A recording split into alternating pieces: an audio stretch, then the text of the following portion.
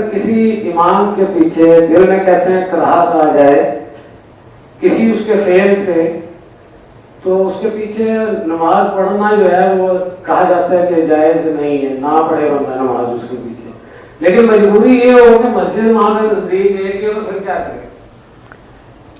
آپ نے جو بات فرمائی ہے، اگر امام میں کچھ ایسی برائی ہے جس کی وجہ سے شرعی برائی ہے، ایک تو ہر ایک سے کچھ نہ کوئی ناراض ہوتے ہیں، باقی کوئی دینی خرابی ہے تو اس کو خود ہی ریٹائر ہو جانا چاہیے، اور نہیں ہوتا تو جماعت کو چاہیے کہ ایسے آدمی کو ہٹا دیں۔ امامت مسلمانوں کی سربراہی ہے ایسے آدمی کے پاس، مگر جب تک وہ الگ نہیں نہ کرتے، آپ کتنے دل سے اس سے ناراض ہیں، نفرت کرتے ہیں، نماز نہیں چھوڑ سکتے۔ آپ کی نماز بالکل صحیح ہے، پورا ثواب ملے گا۔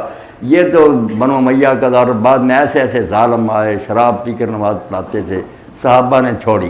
مسئلہ ہمارے لیے یہ کلیئر کر گیا کہ وہ کمبخت بھگتتا رہے گا، اگر وہ جماعت کرا رہا اور آپ کے اختیار میں نہیں اس کو الگ کرنا تو آپ نماز پڑھیں۔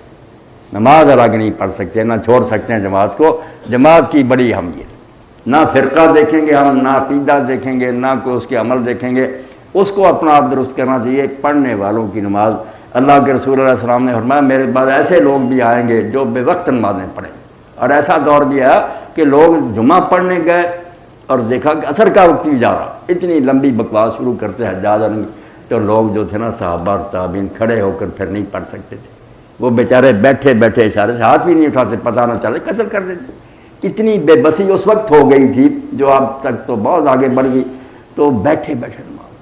مگر حضور نے فرمایا کہ اگر ایسے بھی آ جائے نا تو لوگوں نے کہا پھر ہم کیا کریں جب نماز کا وقت ہی گزر جائے؟ فرمایا تم وقت پر اپنے گھروں میں نماز پڑھ لیں، اور جب وہ جماعت کرائیں تو جا کر ان کے ساتھ بھی پڑھنا، ایک نفل ہو جائے گی۔ میں امت میں افتراق اور انتشار نہیں چاہتا، بے شک وہ بے ایمان ہوں گے۔ جماعت قائم رکھنا، وقت پر پڑھ لو گے فرض ادا ہو جائے گی، دوبارہ پڑھنا۔ ان اماموں کا بھی ذکر کیا جو نماز میں کاٹ چھانٹ کریں گے، تو لوگوں نے کہا یا رسول اللہ ان کے پیچھے نماز پڑھنے کا کیا فائدہ ہوگا؟ فرمایا نہیں، تمہیں پورا ثواب ملے گا، جو کمی بیشی وہ کریں گے اس کے جواب دے وہ۔ مسلمانوں میں اتحاد اور اتفاق اتنا دین میں مقدم ہے کہ اس کو نقصان پہنچانے والا الہام بھی ہے اس پر لعنت۔ کوئی ولی کہے نا مجھے الہام ہوا جس سے مسلمان فرقوں میں بٹ جائیں، وحدت ہو جس فنا جس سے وہ الہام بھی الہام، لعنت بھیجو ایسے مرزا غلام احمد کے الہام پر کہ باقی سارے کافر ہیں، جو مولوی ملا یہ کہے وہ کافر ہیں، وہ نماز نہیں، وہ شیطان کہہ جائیں۔ دین میں ایک لفظ بھی نہیں دکھا سکتا کہ حضور نے سب پیش گوئیاں کی ہیں، نکالو دفتر، یہ بعد میں تم ملاؤں نے لکھ لیا اس کے پیچھے نماز نہیں، اس کے پیچھے۔ اللہ کے رسول نے کہیں فرمایا کہ گمراہ ہوں گے جو جیتے، فرمایا نماز ساتھ پڑھنی۔ نماز ہی جو ایک رشتہ جس سے مسلمان آپس میں جڑے ہیں، جب یہ بھی ٹوٹ گیا کعبے اکٹھے ہوں گے۔